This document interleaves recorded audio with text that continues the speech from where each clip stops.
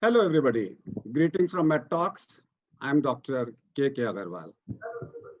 So we have with us, we have listened to the cardiology with Dr. Balbir Singh. Now we have listened to Dr. Matthew John, who talked about endocrinology minus diabetology.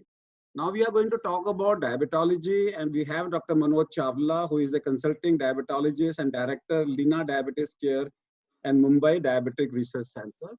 If you see that most of us are practicing in the field of diabetology, and diabetology is something where the main guidelines for telemedicine came. And the guidelines were that if you have established a relationship with a patient, and if you have seen him once, for the next 6 months, you can continue guiding him with his blood sugar and other things. Even the telemedicine guidelines say that if you see once in a 6 months, and rest of the time, you can give a person a telemedicine guideline. But what about diabetic hypoglycemia? What about diabetic MIs? What about diabetic kidney failure? Everything we will listen to Dr. Manoj. Over to you, Manoj. Thank you, Dr. Agarwal and IJCP and MedTalks for doing this conference and inviting me to speak here. I think this is a wonderful initiative to get all of us to get this perspective. I think extremely important going ahead. A lot of anxiety about how things are going to be and how it's going to affect all our practices. Well, some would be some positive impact in a certain aspects and some things that we'll all have to learn along. Dr. Agarwal gave a very nice introduction about telemedicine being already extremely pertinent to the field of diabetology. And it's kind of strange because there have been times that as diabetologists, endocrinologists or physicians practicing diabetes, we would often joke about that do we really need to visit the hospital, say, to see the patients? Do we really need to be there in person? A lot of our job would be happening over the phone, taking care of the readings, advising change in insulins, and so on and so forth. But very often it would be that, yes, we actually need to be there in person to probably sign the visit logs and, of course, to communicate better with the patient. But today are the times that we'll actually be then validating more of the telemedicine practice, which may happen in the OPDs and probably even in the hospitals with times to come to minimize the actual contact and to encourage social distancing. So let's look ahead at the presentation today. Now, of course, we're discussing diabetes as a disease in general and the connection with COVID-19. As we are aware that people with diabetes are amongst those with high risk categories, along with those with respiratory illnesses and cardiovascular disease and hypertension, who have a higher chances of getting a much serious disease once they get infected with the virus or having more severe complications, including mortality. Let me clear the myth here that people with diabetes are not more prone to develop this infection. They're not more prone for COVID-19. But as I mentioned, those who get it may have chances of much worse outcomes. And that's why we are inclined to take more care of people with diabetes. But before we move ahead, I think these terms for us have also been new. So let's understand. So what exactly is isolation? Isolation is basically separation of sick people with the contagious disease from those who are not sick. What is quarantine? Quarantine separates and restricts the movement of people who are either exposed to a contagious disease to just monitor and see that they don't become sick. These people may have been exposed and they do not know it, or they may have the disease but they do not show the symptoms. So they would be monitored and kept aside, which is quarantine. And then what is lockdown? So lockdown is no specific legal term, but it's more of a colloquial term which has been used rather sparingly, and fortunately sparingly over the last few centuries, only when we had seen these kind of pandemics. In India, the government derives special powers to enforce a lockdown through the Epidemic Disease Act of 1897. In the past, this law has been invoked in during various outbreaks and spreads like the swine flu, cholera, some malaria and dengue spreads also in the past centuries. Now, impact of lockdown on patients with diabetes, what really is happening? What is it that we are seeing? So, of course, lockdown is a sudden, unchanging environment for everybody, including most of us. Nobody can go outside except for those who are in healthcare and other emergency services. This has been impacting and imparting a lot of psychological implication on our people with diabetes. There is huge fear in the minds of people with diabetes, especially the elderly are extremely worried about this sudden, unknown, unexpected disease. what is going to happen, what is going to happen to them, their families, what's going to happen to the world. So the fear and anxiety that we are seeing as a result of this has been impacting a lot of people with diabetes. Now, there have been a lot of models which have been speculating as to what would happen to individual sugars, or overall what will happen to an HbA1c readings of the masses out there. And most of these predictive models, on the basis of previous SARS infections, the SARS, MERS, and the previous SARS infections have been reporting an expected rise in HbA1c or only worsening of glycemic control in patients. But surprisingly, we've already seen with a lot of telephone calls and video calls from patients to us that a lot of patients, especially the elderly, are experiencing hypoglycemia. Fear and anxiety seem to be contributing to this. And also, of course, the fact that a lot of people are less stressed in terms of their daily routine. They are doing their household chores, or they are doing some amount of movement in the house. They are watching what they are eating. The access and the intake of rather outside food, alcohol, all of this going down. A lot of sugars are actually improving. So it's interesting to see what the outcome overall will be. Of course, there is limitation of free space to exercise, limited resources to implement a healthy lifestyle. Most people are not allowed to move out and walk outside their premises, or even in the building compounds. The gymnasiums, etc., all are shut. So that's a big restriction on the movement of people. We've been advising our patients with diabetes to exercise regularly. But current is the times that most are complaining that that's gone for a toss. Not much is happening. And in this situation, our advice to them should be to manage whatever they're able to do within their house premises, within their compounds, passages, wherever it's permissible to do or maintain some amount of physical activity as possible. And of course, one other aspect has been difficulty in obtaining the physician's guidance. And that's where you and me all play a large role. We've been speaking about this, that in spite of the lockdown, by whatever means possible, by keeping your clinics open where possible, by using modes of text messages, WhatsApps, Zoom meetings, video calls, be in touch with your patients and be available for them to help them and continue the consultation. Now, the reasons for glucose fluctuations are in patients with diabetes and COVID would be many. There may be interruption or non-standard treatment. So a lot of people are not getting their drugs. People are, of course, contacting us for those who are not getting the same brands. I think it's fine that they change from one brand to the other as long as the generic component is the same for the same. But there has been interrupted supply of medications in some places. We have seen a lot of that happening with especially hydroxychloroquine. We understand that hydroxychloroquine has been approved as an add-on drug for diabetes in India. And a lot of our patients have been taking that because of the benefit of hydroxychloroquine seen in COVID-19.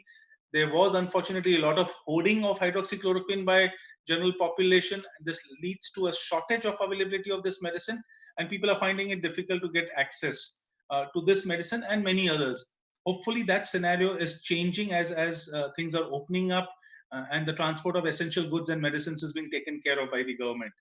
As I mentioned earlier, fear, anxiety, and stress may increase the glucose levels, and in some it may actually cause some dips also, leading to the glycemic variability and fluctuation. Of course, COVID-19, if patient is infected with that, could lead to a number of inflammatory cytokines, and we're worried about the cytokine storm, which has led to the much worse outcome seen in people with diabetes.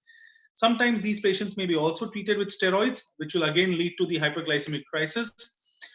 Any stress, of course, will cause or any stressful conditions like infections would also cause endogenous corticosteroid secretion, further adding to the hyperglycemia.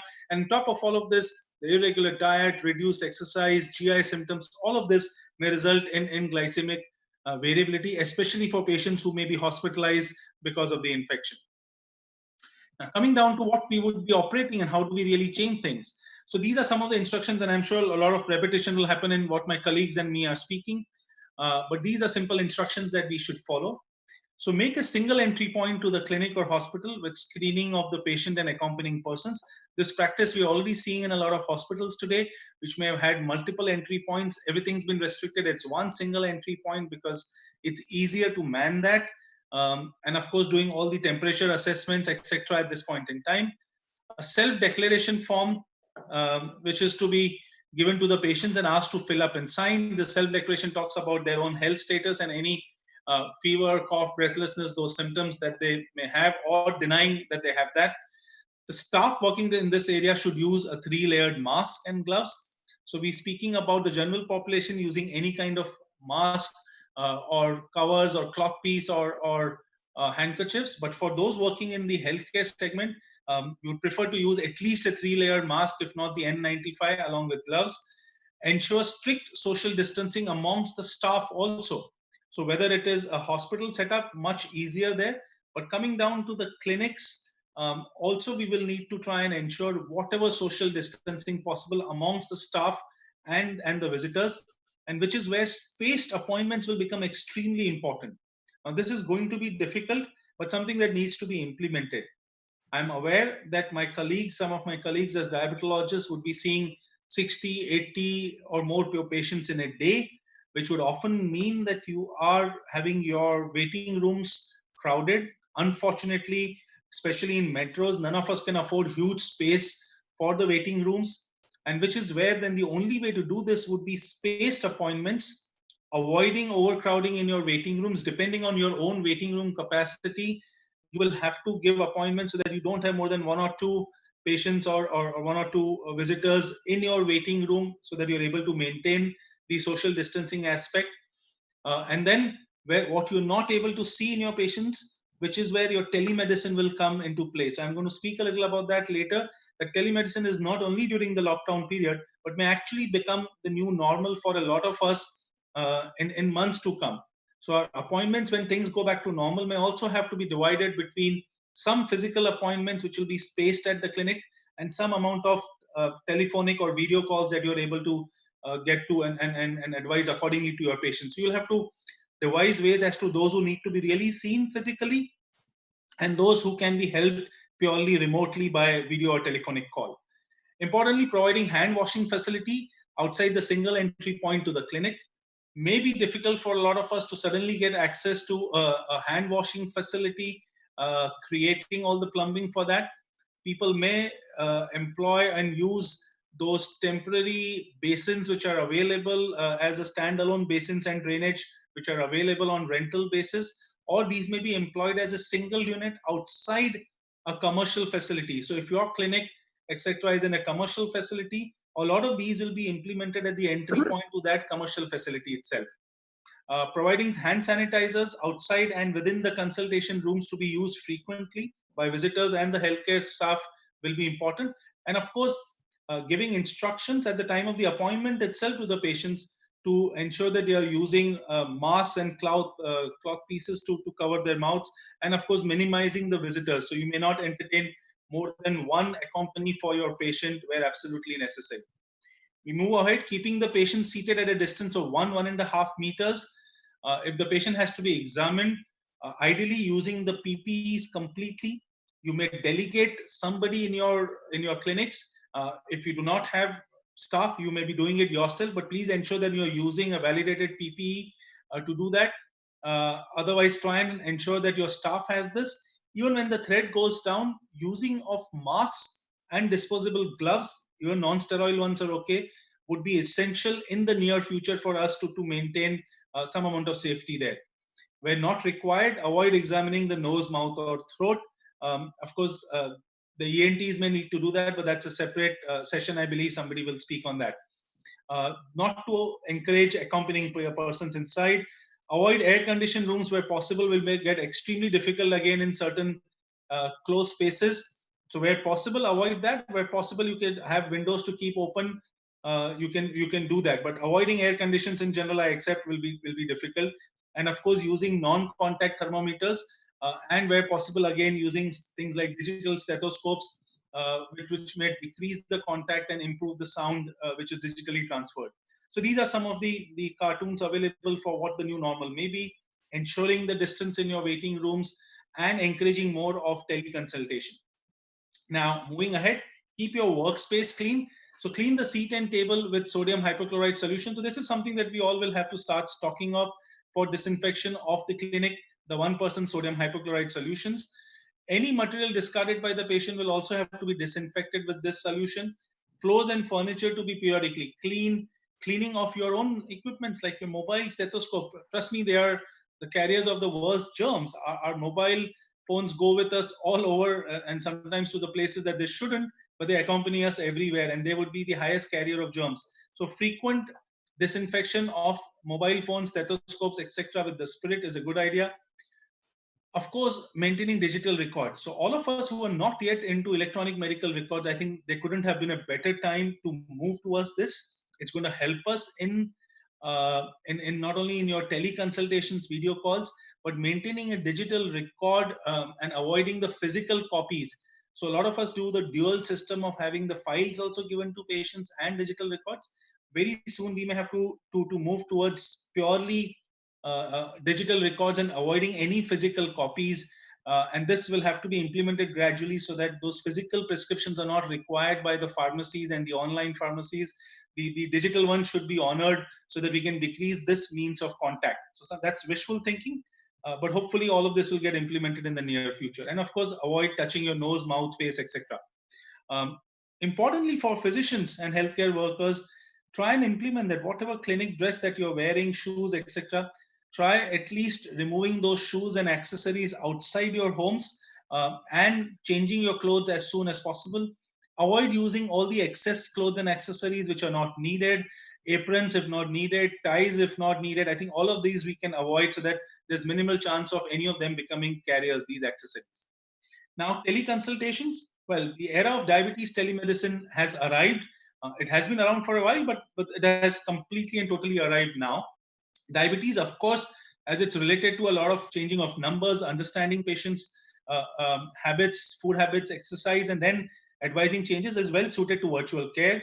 Telehealth can streamline the office flow. As I mentioned earlier, we may have to do this for a lot of other specialties also. This may be the new norm that you have to divide your appointments between the actual physical ones and then the ones which are going to be through telehealth portals. And this, of course, may even save the health expenditure. It may save the trouble of travel and time for a lot of people who do not really require to be checked up physically in chronic conditions like diabetes. So teleconsultation would continue post-lockdown, and that's going to be my important takeaway message for everybody who's joined in.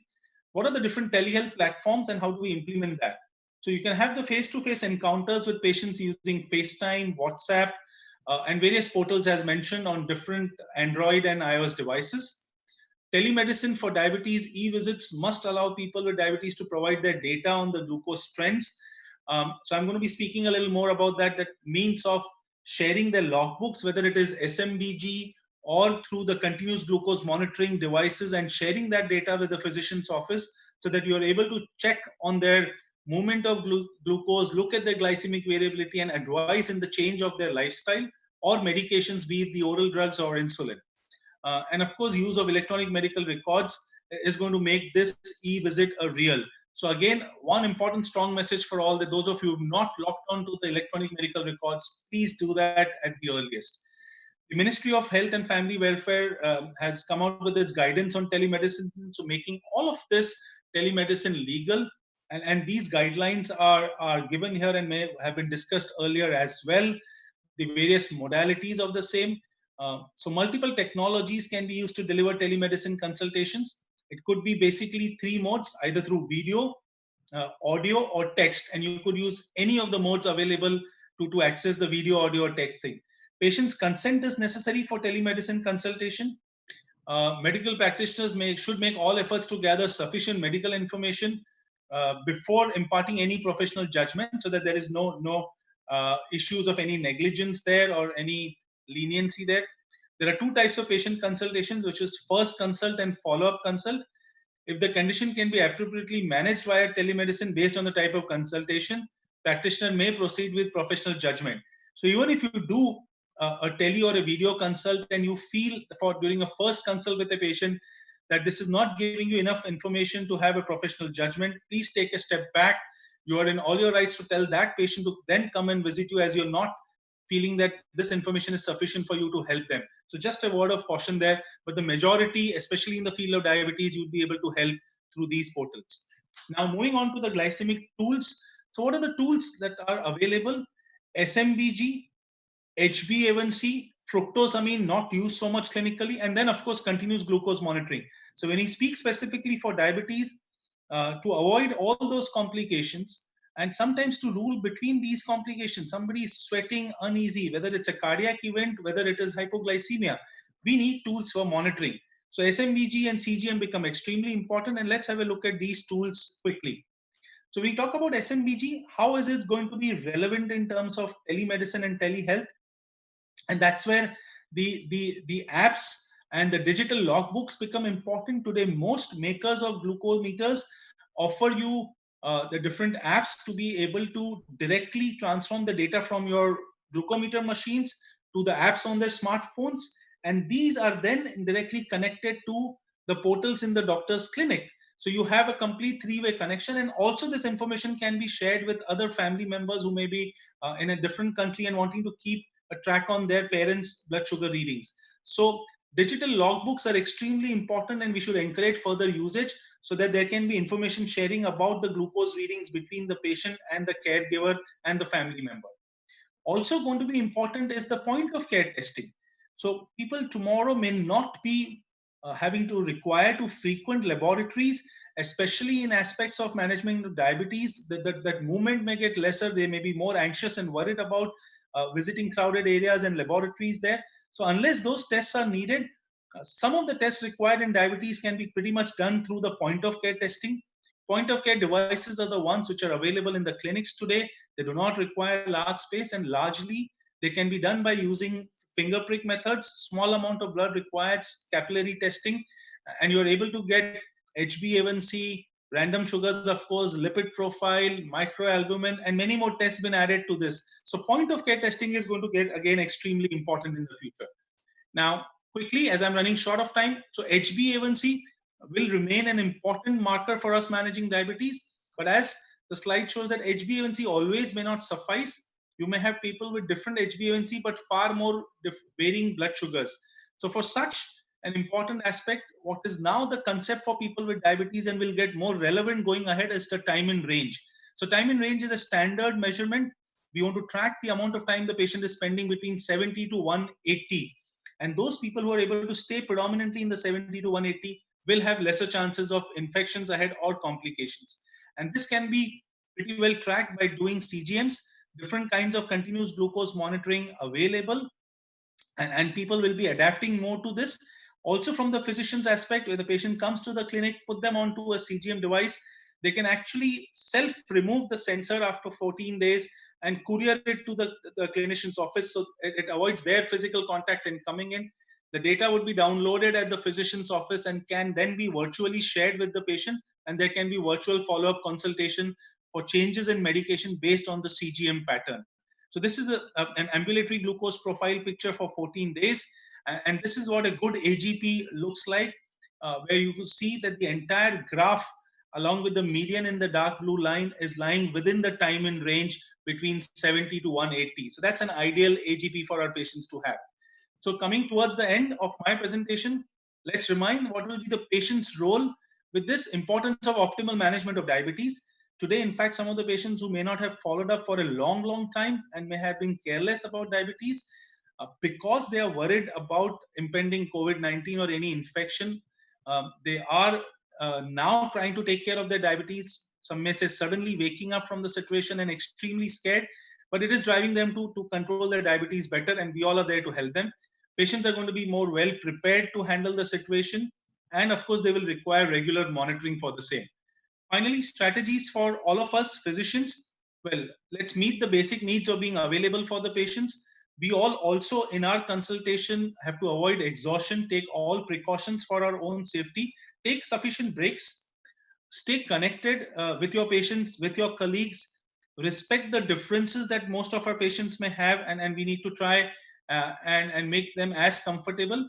Those who want to do physically come in as possible, fine. Those who are okay with teleconsults, do that. We all stay updated with these kind of wonderful conferences and updates that IJCP has organized, perform self-check-ins for all of our own health, and of course honor our service and our oath to be there for our patients with different conditions. Thank you all so much for joining in today, and we'll give it back to the organizers for any question and answer that may be there. Thank you, Manoj, for a very illustrative talk and covering all aspects of diabetes, including telemedicine. I have only 2 minutes with me, and I'm just going to read out certain things. Dr. Chawla has specifically talked about that telemedicine, but make sure that patient calls you. If a patient calls you, it's an implied consent, and if you are calling the patient, then consent needs to be taken. That's a trick which you may follow.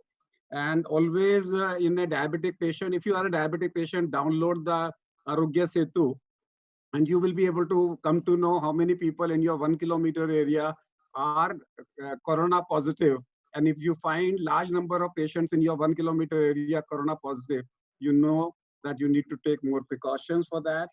And then what Dr. Manoj said, that when you stagger out your patients, if you find that 3 patients have turned in, you can ask 2 patients to sit in their car, and you say, we will call you as your number comes.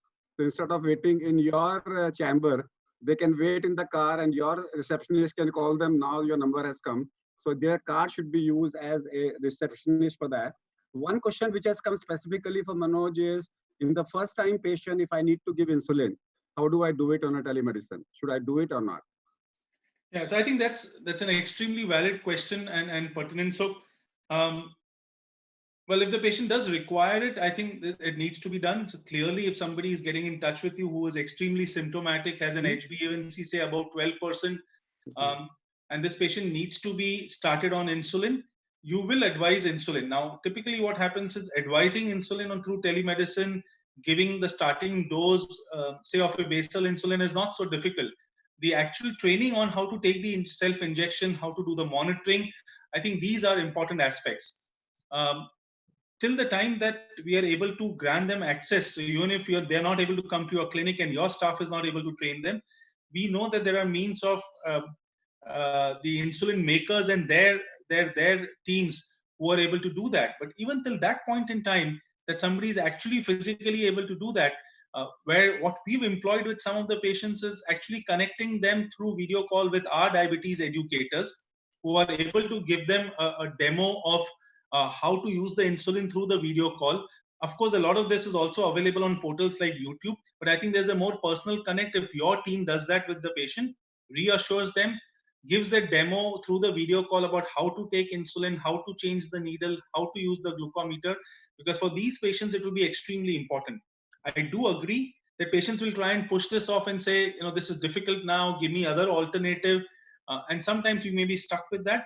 But my advice is, where it's absolutely needed, and as a physician you think that's the need, this can be done. Do not shy away from there.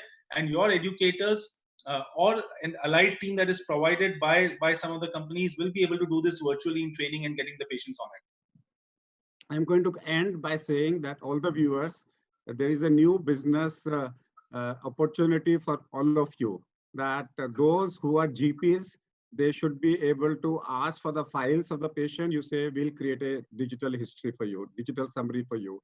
Because now most of the specialists are not going to accept a paperwork, because paper carries chances of infection. So as a GP, you can say that all those people who want their summary, they can submit their files. You can charge for that.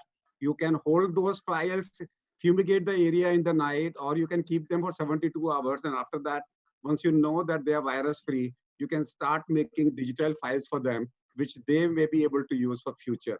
Because I don't think so people like Manoj will see if a patient comes with 10 files and he says, I'm not want to see you, you come back with a summary. So therefore, new opportunity in the field of telemedicine, making summary will be a good business for those people who are 60 plus and they don't want to see the patient for that.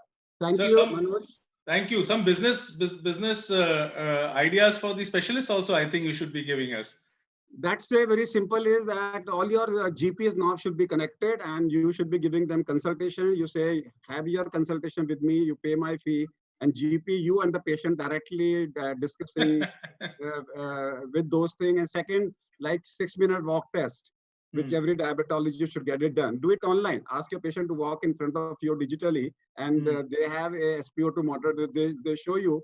You should be able to do a lot of things digitally now, at any time. Up till now, you have a clinic time. Now your clinic time is 24/7. Whenever you want, you can post your patients with that. So thank you, Manoj, to be here with us, and thank you, viewers.